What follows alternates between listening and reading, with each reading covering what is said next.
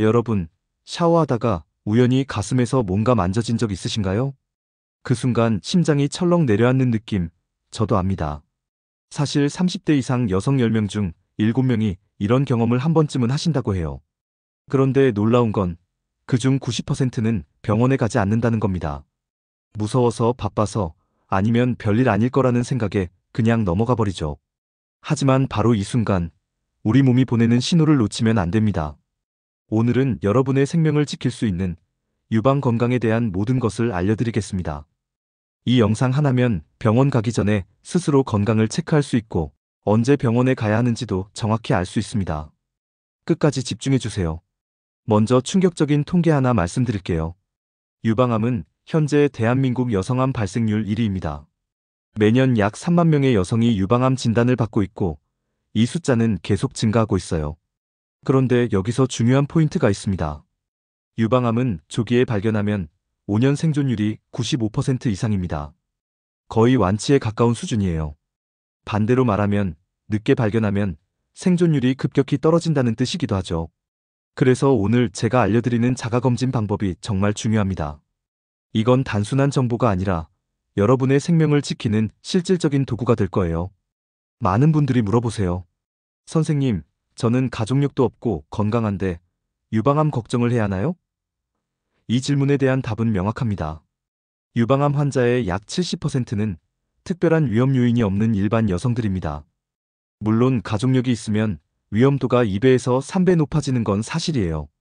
특히 어머니나 자매가 유방암을 겪었다면 더욱 주의해야죠. 하지만 가족력이 없다고 해서 안심할 수는 없습니다. 현대 여성들의 생활 패턴 자체가 유방암 위험을 높이고 있거든요. 늦은 결혼, 적은 출산, 짧은 모유 수유 기간, 서구화된 식습관, 운동 부족, 스트레스, 이 모든 것들이 복합적으로 작용하면서 유방암 발생률을 높이고 있습니다. 그렇다면 유방암은 몇 살부터 조심해야 할까요? 한국 여성의 유방암 발생 연령을 보면 40대와 50대가 가장 많습니다. 서양과 다르게 우리나라는 비교적 젊은 나이에 유방암이 발생하는 편이에요. 그래서 30대부터는 매달 자가검진을 시작하셔야 하고 40세가 넘으면 1년에서 2년마다 유방촬영술, 즉 맘모그래피 검사를 받으시는 게 좋습니다. 가족력이 있거나 고위험군이라면 더 일찍, 그러니까 30대 중반부터 전문의와 상담해서 검진 계획을 세우시는 게 좋아요. 요즘은 20대 후반에도 유방암이 발견되는 경우가 있기 때문에 나이와 상관없이 평소에 자신의 가슴 상태를 잘 알아두는 게 중요합니다. 자, 그럼 이제 본격적으로 자가검진 방법을 알려드릴게요. 많은 분들이 자가검진이 어렵다고 생각하시는데 전혀 그렇지 않습니다. 한 번만 제대로 배워두면 5분도 안 걸려요. 그리고 이 5분이 여러분의 생명을 구할 수 있습니다. 먼저 자가검진은 언제 하는 게 좋을까요? 생리를 하시는 분들은 생리가 끝나고 3일에서 5일 후가 가장 좋습니다. 이때가 호르몬 변화로 인한 가슴의 부기나 통증이 가장 적어서 정확한 검진이 가능하거든요. 생리 전에는 가슴이 부풀고 아픈 경우가 많아서 정확한 판단이 어렵습니다. 폐경을 하신 분들은 매달 편한 날을 정해놓고 그날에 하시면 돼요. 예를 들어 매달 1일이나 본인 생일 날짜로 정해놓으면 잊어버리지 않고 규칙적으로 할 수 있습니다. 자가검진은 크게 3단계로 나뉩니다. 첫 번째는 거울 앞에서 눈으로 관찰하는 단계예요. 상체를 벗고 거울 앞에 서세요. 먼저 양팔을 자연스럽게 내린 상태에서 가슴을 관찰합니다. 그 다음 양팔을 머리 위로 들어 올리고 또 양손을 허리에 올려놓고 가슴에 힘을 주면서 관찰하세요. 이렇게 3가지 자세에서 관찰하는 이유는 근육의 움직임에 따라 보이지 않던 변화가 드러날 수 있기 때문입니다.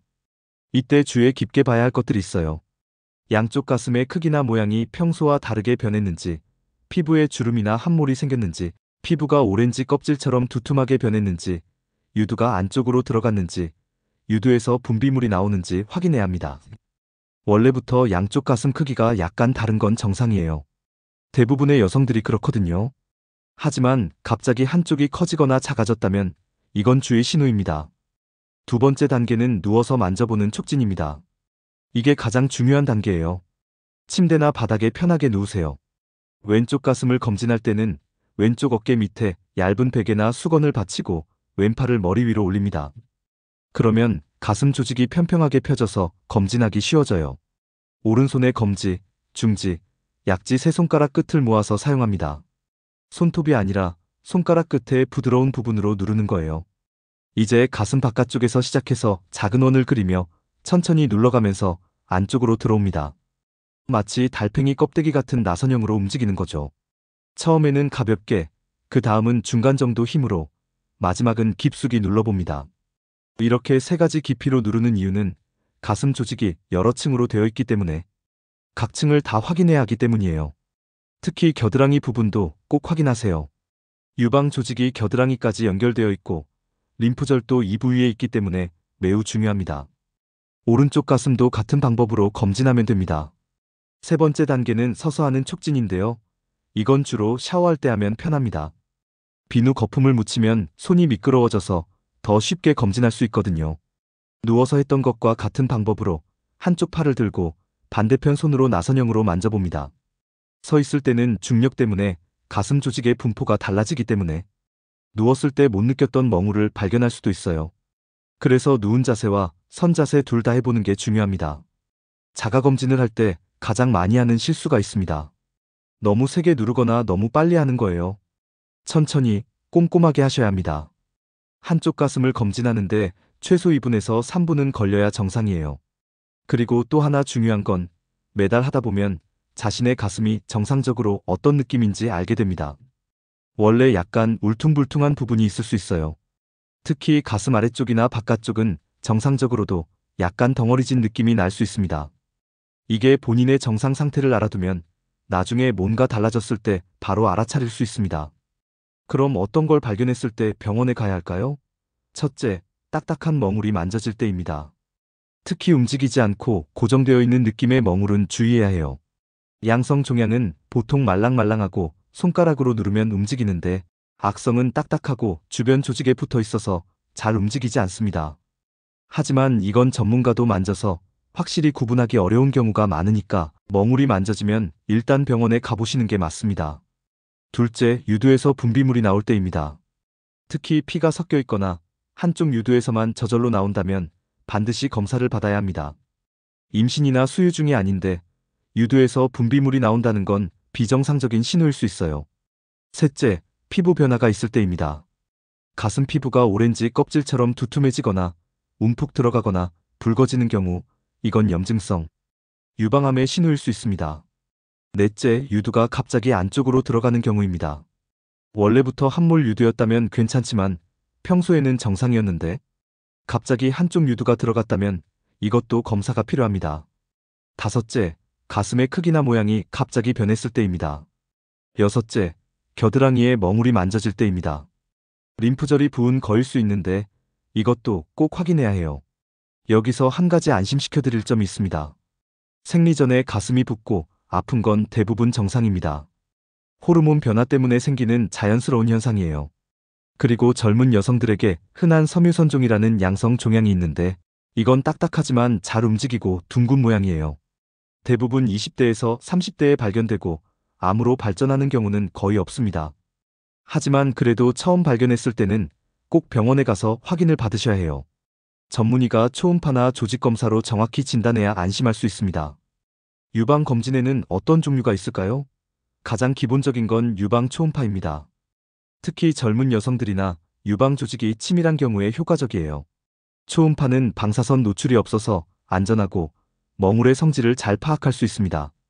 40세 이상이 되면 유방 촬영술, 즉 맘모그래피를 권장합니다. 이건 유방을 압박해서 엑스레이를 찍는 검사인데 만져지지 않는 아주 작은 석회화나 초기 암도 발견할 수 있어요. 좀 불편하고 아플 수 있지만 조기 발견에 가장 효과적인 방법입니다. 그 외에 MRI나 조직검사 같은 정밀 검사도 있지만 이건 필요한 경우에 의사가 권유하게 됩니다. 이제 일상생활에서 유방 건강을 지키는 방법을 알려드릴게요. 첫 번째는 체중 관리입니다. 비만은 유방암 위험을 높이는 주요 요인 중 하나예요. 특히 폐경후, 비만은 유방암 위험을 1.5배에서 2배까지 높입니다. 지방 조직에서 에스트로겐이라는 여성 호르몬이 만들어지는데 이게 과도하면 유방암 발생 위험이 커지거든요. 그래서 적정 체중을 유지하는 게 정말 중요합니다. 규칙적인 운동도 필수예요. 일주일에 최소 3번에서 4번, 한 번에 30분 이상 땀이 날 정도로 운동하시는 게 좋습니다. 걷기, 조깅, 수영, 자전거 타기 뭐든 좋아요. 운동은 체중 관리뿐만 아니라 호르몬 균형을 맞추고 면역력을 높여서 암 예방에 도움이 됩니다. 두 번째는 술과 담배를 피하는 겁니다. 음주는 유방암 위험을 명확하게 높입니다. 하루에 한 잔만 마셔도 위험도가 올라가요. 알코올이 에스트로겐 수치를 높이고 DNA를 손상시키기 때문입니다.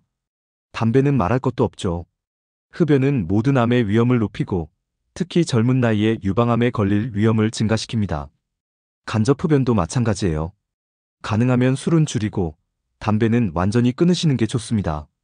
세 번째는 건강한 식단입니다. 신선한 채소와 과일을 많이 드세요. 특히 브로콜리, 양배추, 케일 같은 십자화과 채소에는 암 예방 성분이 풍부합니다. 토마토의 리코펜, 베리류의 항산화 성분도 좋아요. 콩과 두부 같은 식물성 단백질도 권장합니다. 콩에 들어있는 이소플라본이 유방암 예방에 도움이 된다는 연구 결과가 많아요. 반대로 가공육, 튀긴 음식, 트랜스 지방이 많은 음식은 피하시는 게 좋습니다. 이런 음식들은 염증을 유발하고 호르몬 균형을 깨뜨릴 수 있어요.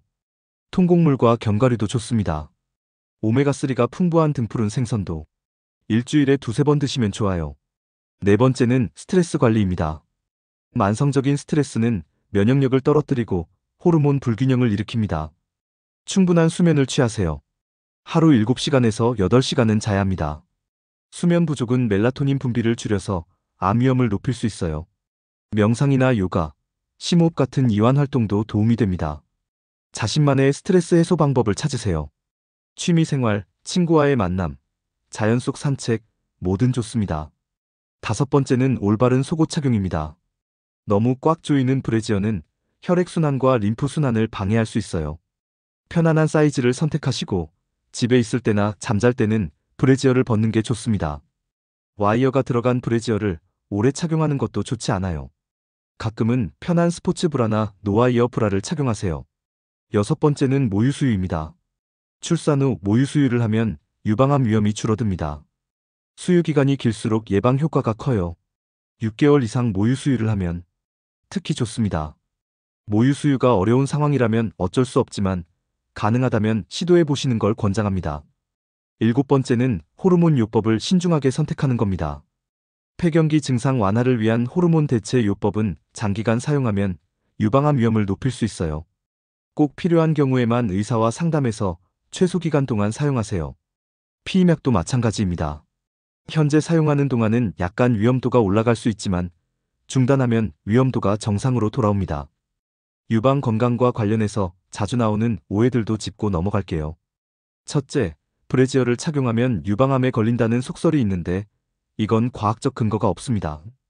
다만 너무 꽉 조이는 건 불편하니까 편한 걸 선택하라는 거죠. 둘째, 가슴이 작으면 유방암에 안 걸린다는 것도 사실이 아닙니다.